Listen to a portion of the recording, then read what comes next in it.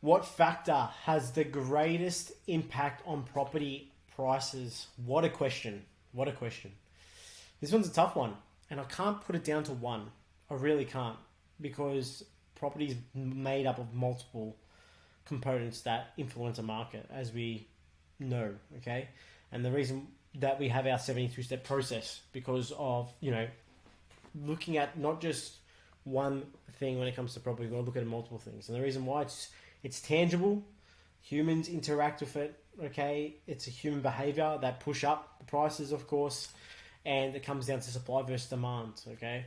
So the thing that I would always look at that influences a market is the pipeline of projects, okay? Pretty straightforward. And I'm going to use that, but for me, I really can't put it as I put it as a number one thing you want to start looking at, but I wouldn't say you just make a decision on a property market that just says, oh, it's got heaps of money getting spent on infrastructure projects, because what type of infrastructure projects, what sector are they influencing, and how many jobs are they going to be creating?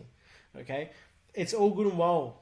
People go, oh, there's a new rail line going into this new town or into this new suburb, and it's going to change the property prices. No, it's not. Okay, and the reason why I say that sometimes is because a railway line isn't going to influence the market that much at all. Okay, yeah, okay, it may give you access to living further away from a CBD or a country town or a major country town, and you can live out in the sticks and catch a train in. Okay, that's great. Doesn't mean anything. But when you see projects like new stadiums, new aqua centres, new roads coming in, of course train lines coming in as well, new port upgrades and port expansions, okay, airport upgrades, okay, start looking at renewable energy projects, okay, new resorts, okay, money getting spent on the housing side of things, and there's new blocks getting released, and there's some new estates getting put out into the other fringe suburbs, or there's new shopping centres and shopping malls, hospital upgrades, new hospitals, new universities, or university upgrades, new school upgrades, and all these type of other things that are happening. That there, when you collate all that data and you put it all together, you're like, oh my god, there's thousands, if not, sorry, I shouldn't say thousands, millions, if not billions of dollars getting spent here on projects, and all different types of sectors, of course, the government is focusing on. Okay, and what that does, it starts to create all these things and create all these jobs, and it starts to influence the property market, but as well, it starts to attract people there from all types of different avenues of, when it comes to working in healthcare, working in retail trades, working in construction, whatever it may be. And so that there has a big impact, okay? And so the governments don't just do this for no reason. It's all planned. Everything's strategically planned.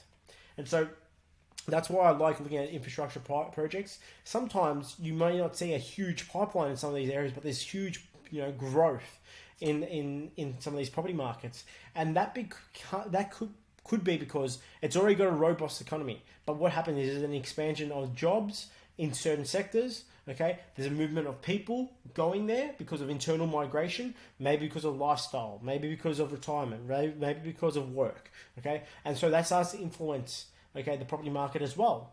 Okay, and maybe as well there's an undersupply of properties as well. So there's not much stock on the market, and of course the cost of the properties are a lot more affordable if they were to buy a vacant land and build a house.